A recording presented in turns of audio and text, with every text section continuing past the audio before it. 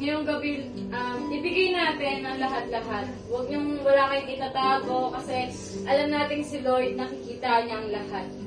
Wala tayong may itatago sa Kanya. Ngayong gabi, isipin mo na ikaw lang at ang Lord ang nandito. Kayong dalawa lang.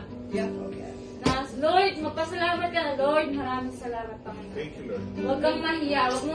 Huwag mo isipin yung katabi mo. Na, basta kausapin mo si Lord. Pasalamatan mo. Thank you, God.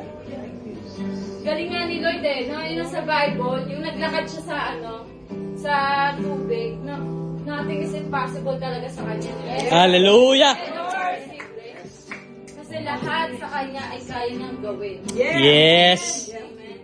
So ngayong gabi, let's praise our Lord. Let's worship our Lord.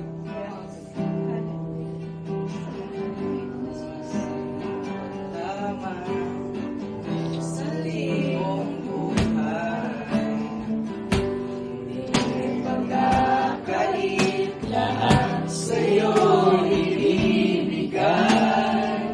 Ngayon pa man sa'kin, isang kagal, ilaraan bawat sakit.